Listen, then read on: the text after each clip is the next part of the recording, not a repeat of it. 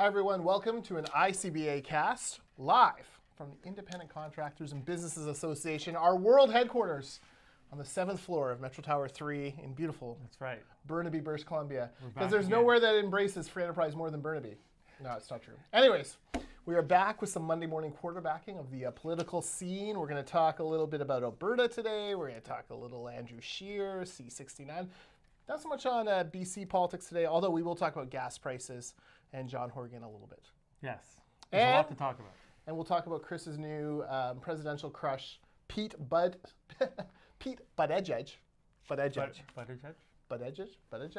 Anyways, we will talk about him as well. First of all, I'm Jordan Bateman. I'm Vice President Communications for the Independent Contractors and Businesses Association, joined by Chris Gardner, President of ICBA. Yeah, in ICBA, we represent more than 2,000 construction companies across the province of British Columbia, resource development companies as well. People who build British Columbia every single day, about 250,000 people working construction. We're proud to represent, well, frankly, 85% of them, That's right. the ones that are not part of the very NDP-focused building trades unions.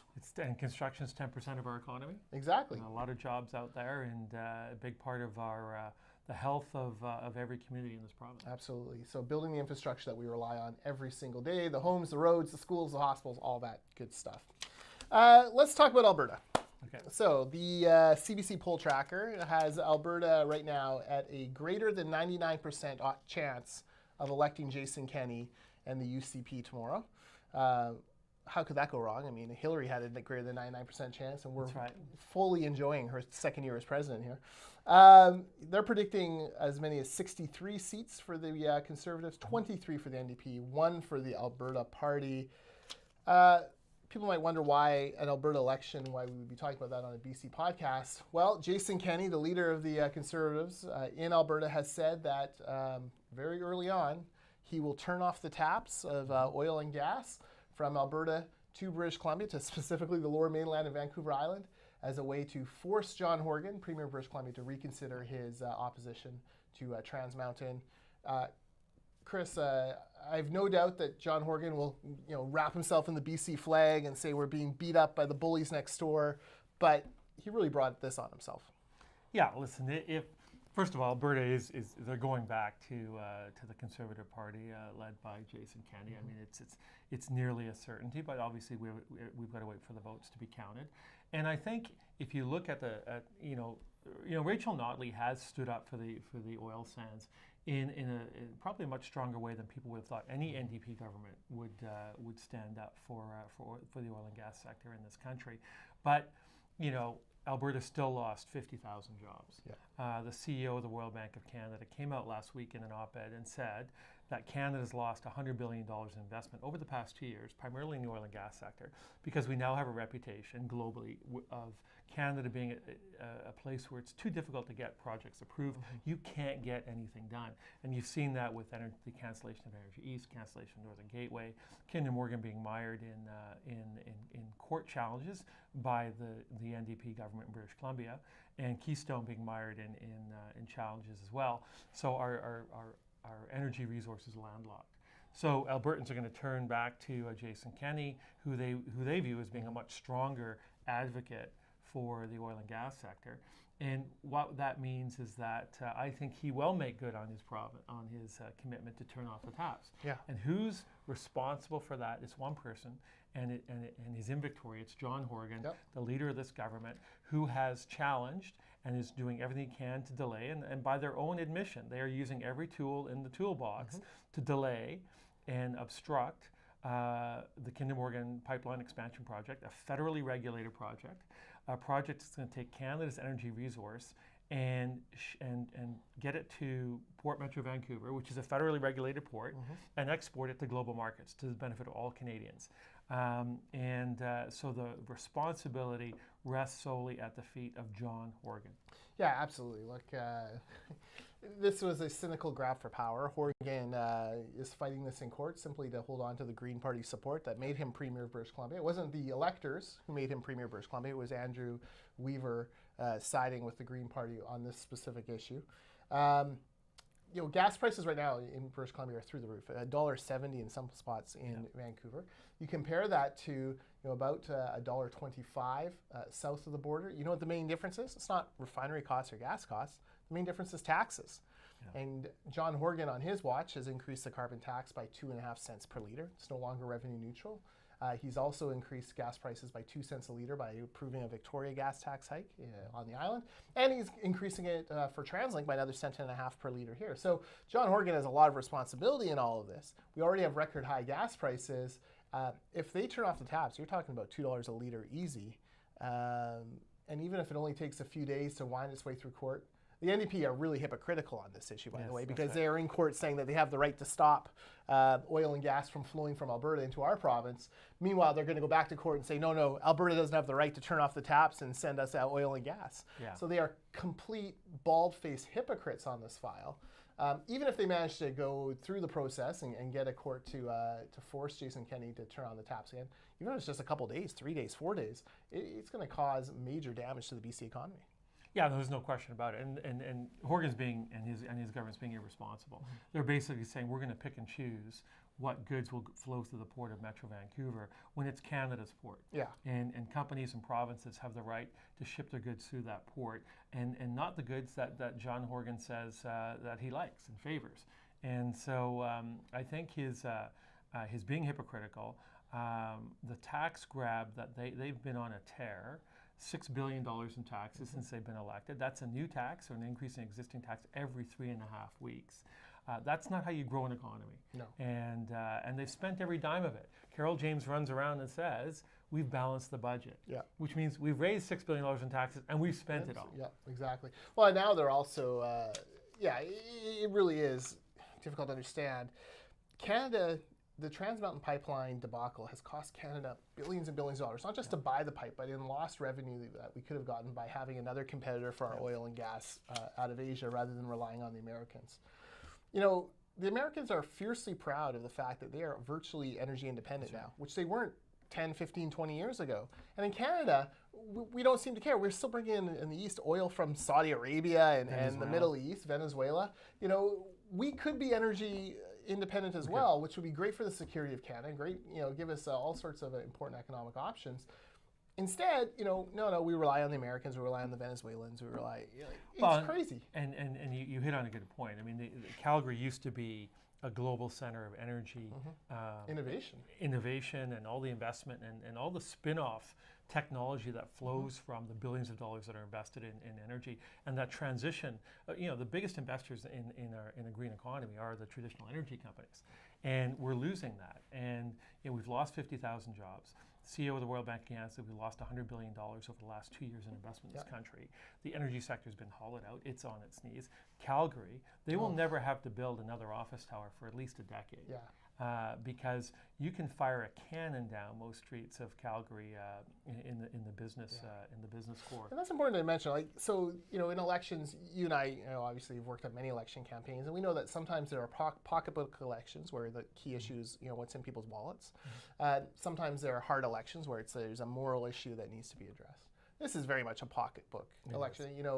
Rachel Notley has tried to make it a hard election because she's more popular personally and seems more trustworthy personally in polling than maybe Jason Kenney is appearing. But no matter what she does, she can't get around the fact that their economy is a higher than average unemployment rate, one of the highest ever they've ever had in Alberta. Their young people are fleeing the province, going to other places to try to find work. Calgary is a ghost town. Edmonton's only a little bit better because they have the government there. You talk about Red Deer's in a recession. You talk about all these different parts of Alberta that are struggling. Fort Mac. Eventually this all comes home to roost. And if you're a parent sitting there and you're like, well, yeah, I don't love Jason Kenney's random candidate stand on same-sex marriage, but I want my kid to work. Or I don't want my kid to have to move to BC to work, or I don't want my kid to have to move to Saskatchewan to work. That trumps all these other issues. Yeah, and listen, the whole I think what the NDP have done in terms of trying to highlight the position of different candidates. Every party in an election campaign ends up discovering that somehow a candidate or two has gotten through the vetting process, that if they had known that information, they wouldn't have allowed them to be nominated and carry the flag. The reality is, this is Alberta looking at Rachel Notley and Jason Kenney and saying, our future is better tied to the leadership of Jason Kenney, because he will stand up for a strong Alberta.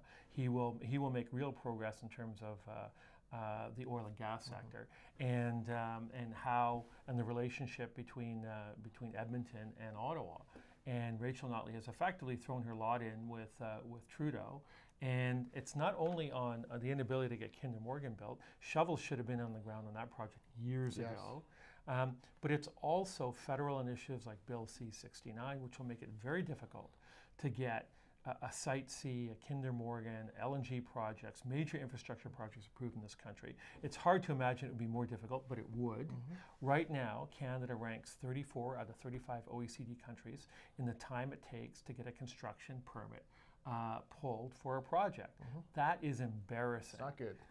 It's not good. Then there's Bill C. And then you get your permit, and the government's don't even live up to it, because half the time they end up reversing it. That's right. They want to move the goalposts. Or another government gets elected and they want to review it, and like the BC NDP do. And then Trudeau's gone out and said, he wants to pass Bill C-48, which would. We have three coasts: the east, the Arctic, and the west, and they want to ban the shipment of our energy resources for only one coast. It's the west coast. And only part of one coast. Yeah, for some unknown reason. Doesn't make Politics. any sense. So to have Rachel Notley, for Albertans to see their premier sort of in league and in partnership with Trudeau on these issues, I think at the end of the day, Jason Kenney is going to win a very comfortable majority tomorrow, and we're going to see a very interesting turn in the relationship between the provinces and Ottawa, and between Victoria or British Columbia and Alberta. Yeah, and if the polls are wrong and Rachel Notley does come out of the blue and win tomorrow, then we will recut a podcast on Wednesday and talk about how incorrect, how we were led astray by the pollsters yet again. By the way, one last point on John Horgan. I've been reading in some of the local provincial coverage that Horgan thinks Kenney is bluffing on this turning off the taps. We've spoken directly with Jason Kenney on this issue. We've heard from him and his office on this. He is not bluffing. John Horgan, he's not bluffing. He's doing this. So you better come to terms with that, what that'll look like, and whether or not you can pull the plug on some of your opposition to Trans Mountain in order, well, first of all, for the national good. Put the actual nation ahead of your own personal interest. And second of all, because the Greens have no teeth and will never turf you anyways. That's right. Yes, exactly. All right.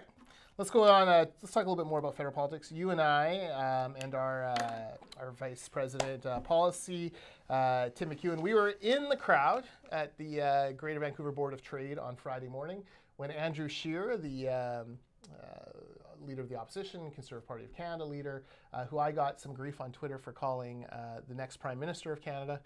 He spoke on Friday morning. I have a piece coming out in the Orca later today, theorca.ca. You can look for that. I found him to be, he's not flashy.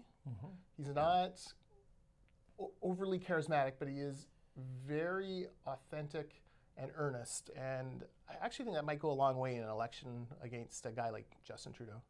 Yeah, he's thoughtful, and he's not flippant. No. And this is not someone who you see running around, focused on taking selfies at every turn.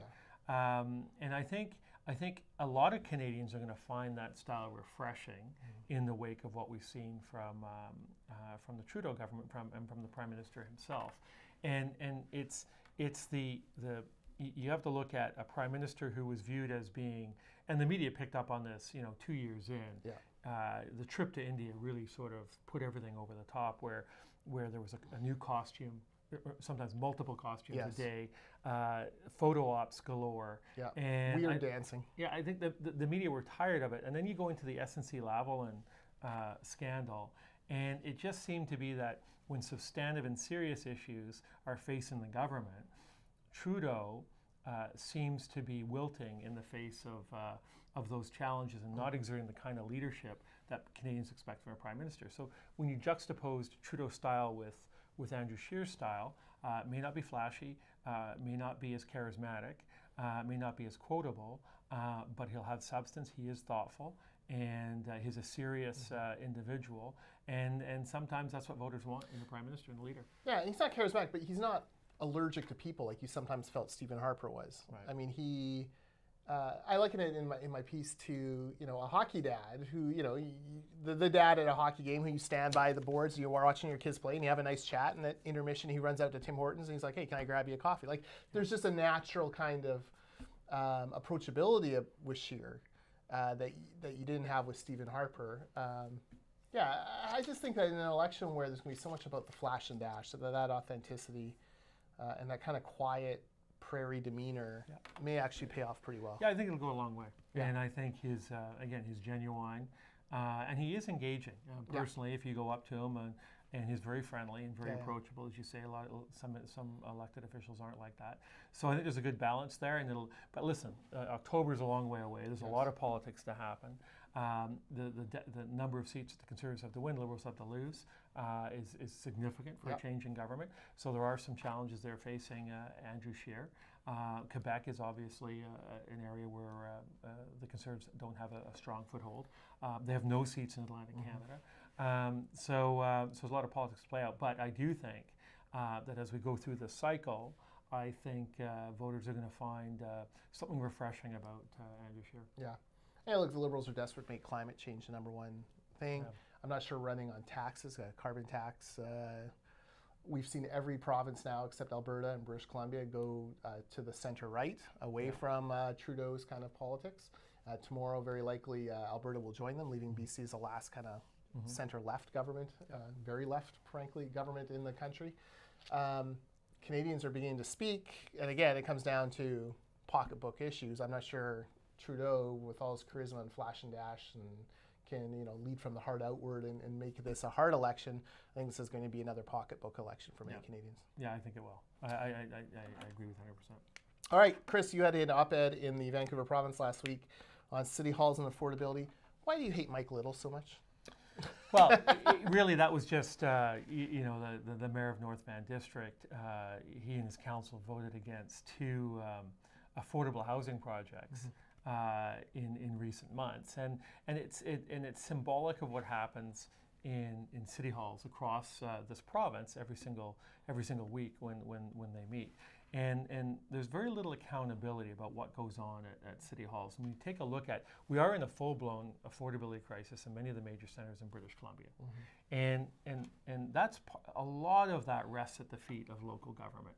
And there's often not as much analysis and attention given to the policies, the bylaws, the processes and procedures that local government puts in place. The community amenity charges, the development cost charges. So UDI came out with a report last year, and they basically said that nearly 30% of the cost of new condominiums in Metro Vancouver is a result of the red tape, the regulations, and the rules imposed by local government.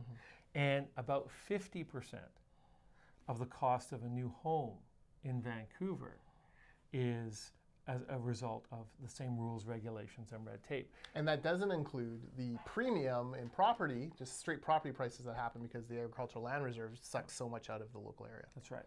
So it is really, there's often there's obviously a lot more attention from the media and stakeholders about what happens at the federal level and the provincial levels. But there's so many different city halls that it's very difficult to keep track of what's going on in each community. But if you're a homeowner looking to move to a larger home, or a first-time home buyer, if you're looking to City Hall for relief on affordability, you're not going to find it. There's absolutely no leadership coming from City Halls on these issues, and it's hurting taxpayers. And I come back to issues like the Canada Line. The Canada Line was voted down twice by the Mayor's Council. And it wasn't until the Premier of the day said, you know what, we're going to build it whether you support it or not, that they came around and said, okay, we're going to support it. And the Patella Bridge is another example of a project that should have been built, and now they're going to replace it. And it's 83 years old, falling into the Fraser. They're going to replace a 4-lane bridge with a 4-lane bridge. Yes. And when was the last SkyTrain built in Surrey? 1993. So there's a complete failure of political leadership, I think at all three levels of government, to come up with plans that address affordability and infrastructure in Metro Vancouver. But a lot of that responsibility, a lot more than people think, rests with local government. And we pay the price every day. I mean, the city of Vancouver has 150 different taxes, fees, and regulations on new construction, and yet they keep bringing more in as if the 151st tax will somehow make this affordable, or the 152nd tax will somehow turn the channel and make this affordable. It's not. What bothers me about city halls as well is that they blame everyone else for the issue. Oh, the province isn't funding enough social housing. Oh, this is Brad West and Port Coquitlam. Oh, it's all this money laundering, and they're all this money laundering infiltrating our gaming and our housing system. Like, come on, is there money laundering? Probably. Is it sure? Is foreign investment? Sure. At the same time, I don't know if you saw this. There's a poll last week, Angus Reid poll, saying that 42% of Canadians now believe that there are too many non-white people coming into the country in immigration. And some of the more thoughtful people are like, why is this happening? Like, what's going on in Canada? Oh my God, populist movement and whatnot. No, it's because we read every single week in the media that Chinese investors and Indian investors are coming into Canada and destroying us, and buying, they're laundering money and they're corrupt and all this stuff. Yeah, no kidding, people are starting to turn. And when you read about it every single day in the Globe and Mail and on Global News and things like that. Yeah. Well, listen, I mean, it was. You look at the NDP government in Victoria. I mean, they have teed off on foreign investors and foreign speculators and everything foreign that's driving, in their view, affordability issues in the Lower Mainland. So you're exactly right. Everyone's going to say, well, if it's a result of all these quote unquote foreigners and foreign speculators, why are we letting these foreigners in? Why are we doing that? We should tighten. 20% of Canadians come from another country. We should be proud of that. Yeah. And listen, we've spent decades saying that we're open for business. Yeah. We're a diverse country. Our strength is in our diversity, and our doors are open. And that posture has benefited Canada enormously. Now we've got to focus on the right issues, and the right issues are the rules, regulations, and red tape that local government put in place, the lack of appropriate supply side measures. The provincial housing plan is all focused on demand side. There's nothing in there to increase the housing stock. And if we don't increase the supply, it's simple supply and demand. If you don't build enough homes, and there's more demand for homes than those who are coming on the market, well, you know what's going to happen to prices. Exactly. It drives me crazy. I don't know. Am I becoming more and more out of touch with the general conservative view of things? Like, I feel like as I get older, I'm becoming more and more dovish on things like immigration. Like, we got a great country.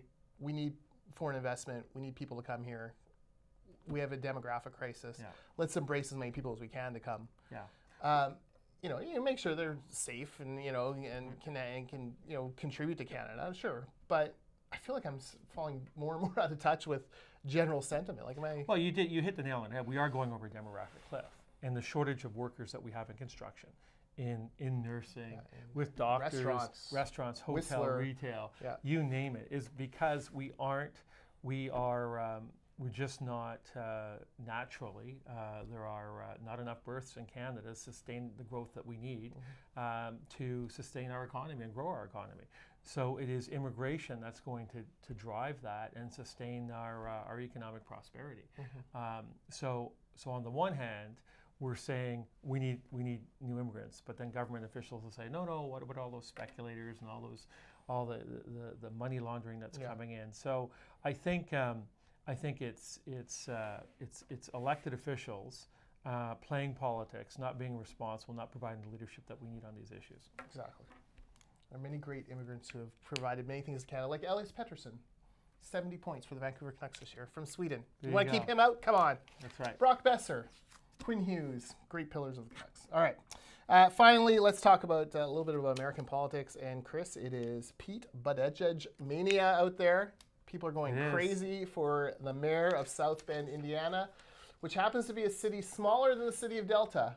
But Pete Buttigieg seems to have struck a chord. Is this just a Ben Carson-like blip on the path to the eventual nominee, or is he going to be a real contender? No, listen, I think his. I watched most of his launch remarks yesterday. He's refreshing in a lot of ways. He's got impeccable credentials. He's a Rhodes Scholar. He served in the military in Afghanistan. Speaks 7 languages? Yeah, he speaks multiple languages. He's thoughtful.